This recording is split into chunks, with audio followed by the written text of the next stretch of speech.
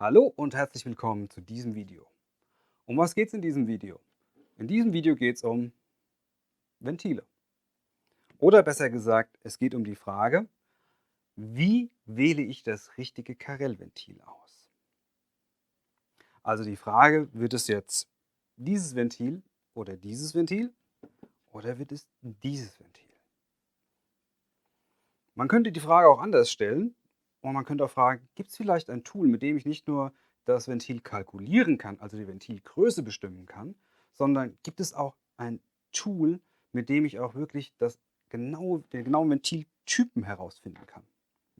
Und die Antwort, ja, so ein Tool gibt es. Und genau um dieses Tool geht es in diesem Video.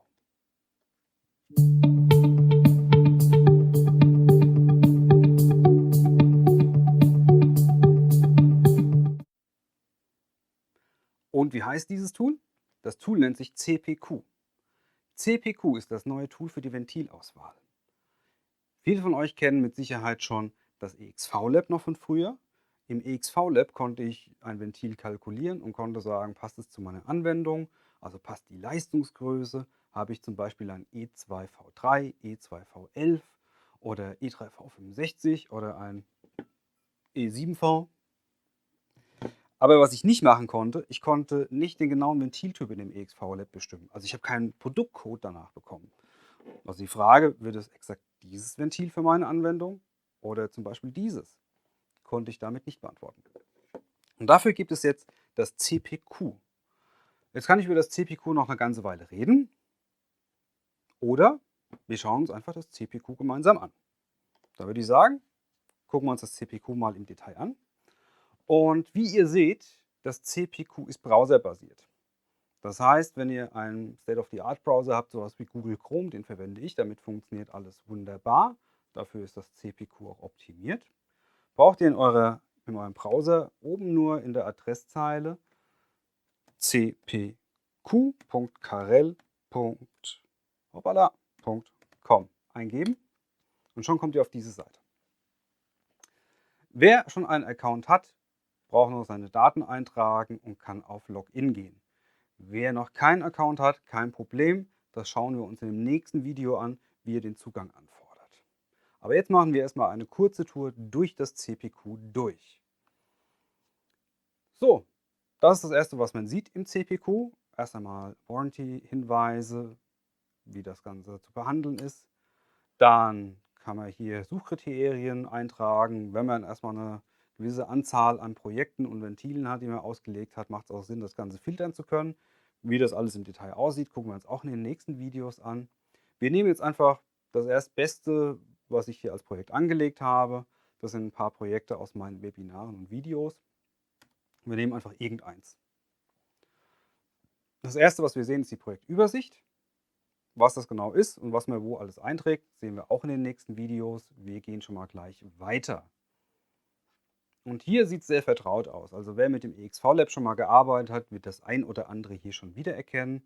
Hier oben können wir die Anwendung auswählen. Also was für ein Ventil wollen wir denn überhaupt auslegen, beziehungsweise was soll es tun? Soll es als Expansionsventil arbeiten? Wollen wir zum Beispiel eine Leistungsregelung wie einen Heißgas-Bypass machen oder was auch immer wir da alles machen können? Wenn wir das ausgewählt haben, wir bleiben hier beim Expansionsventil erstmal im Moment, kommen wir danach zu dieser Ebene, auf der wir dann Kältemittel und Anwendungen dann auswählen können. Also wollen wir kühlen, wollen wir heizen, was soll kalkuliert werden.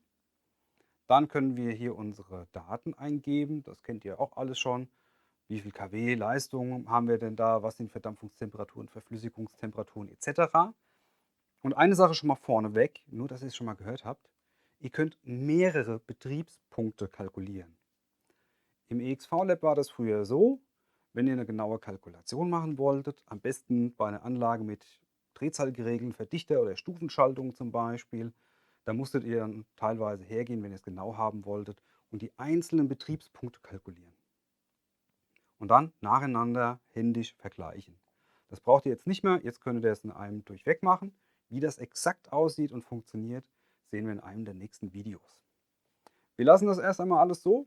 Hätten wir jetzt was geändert, müssten wir nur noch auf Berechnen drücken. dann würden wir, falls wir noch nichts berechnet haben, jetzt erst unser Log-pH-Diagramm angezeigt bekommen. Da können wir dann auch mal schauen, was ist da so alles drin. Die einzelnen Punkte. Schauen wir auch in den nächsten Videos drauf. Und dann kriegen wir unsere vorgeschlagenen Ventile angezeigt. Ihr seht schon, hier auf der linken Seite gibt es auch Filter. Was wir alles filtern können und was das bedeutet, schauen wir uns in einem der nächsten Videos auch dann an, wenn es um die Ventilauswahl geht.